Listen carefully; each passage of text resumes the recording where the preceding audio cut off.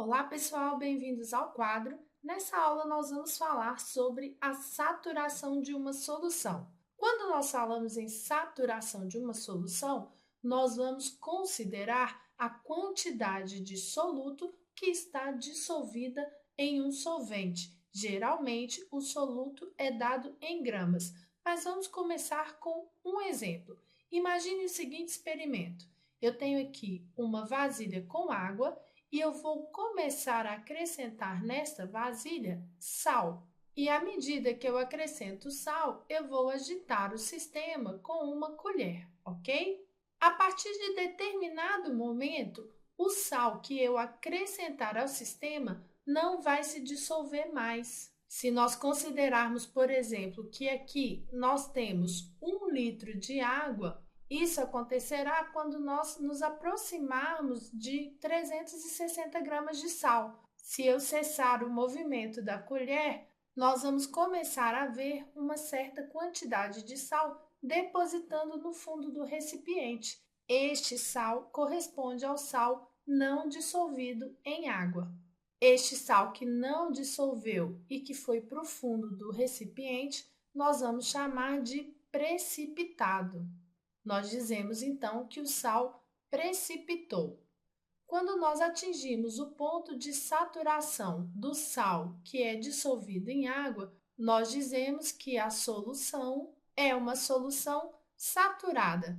Como eu disse a vocês, para conseguir uma solução saturada, nós temos que atingir o ponto de saturação. Esse ponto de saturação depende do tipo de soluto, depende também do tipo de solvente e ainda de algumas condições físicas, como é o caso, por exemplo, da temperatura e da pressão. O ponto de saturação é definido pelo coeficiente de solubilidade, que também é conhecido como grau de solubilidade. O coeficiente de solubilidade é definido como a quantidade necessária de uma substância para saturar uma quantidade padrão de solvente em determinadas condições de temperatura e pressão. Com alguns exemplos, nós vamos entender melhor o que significa o coeficiente de solubilidade. Vamos considerar que nós temos 1 litro de água a 0 graus Celsius de temperatura. Para o NaCl, que é o sal comum, nessas condições, o coeficiente de solubilidade é igual a 357 gramas por litro de água. Já para o nitrato de prata, o coeficiente de solubilidade é igual a 1.220 gramas por litro. Vocês podem observar, então, que o nitrato de prata é mais solúvel em água que o cloreto de sódio. Se nós considerarmos, porém, o cloreto de prata, o grau de solubilidade é muito baixo, igual a 0,014 gramas por litro. Quando uma substância apresenta um coeficiente de solubilidade tão baixo quanto o do cloreto de prata, nós dizemos que essa substância é insolúvel. Se forem duas substâncias líquidas, nós dizemos que elas são immiscíveis, como é o caso da água e do óleo. Quando nós consideramos as soluções, geralmente os solutos são dados em gramas e a quantidade de solvente pode ser fixa, sendo que varia entre 100 gramas ou ainda 1.000 gramas ou ainda 1 litro. Quando nós temos uma substância que se dissolve em qualquer proporção, como é o caso do álcool, que se dissolve em qualquer proporção quando misturado à água, nós dizemos que essas substâncias são substâncias miscíveis. Isso significa que o grau de solubilidade do álcool em água é muito alto. Para terminar a nossa aula, nós vamos classificar as soluções em função do ponto de saturação. Nós dizemos que uma solução é saturada quando a quantidade de soluto dissolvida no solvente equivale ao grau de solubilidade daquela substância.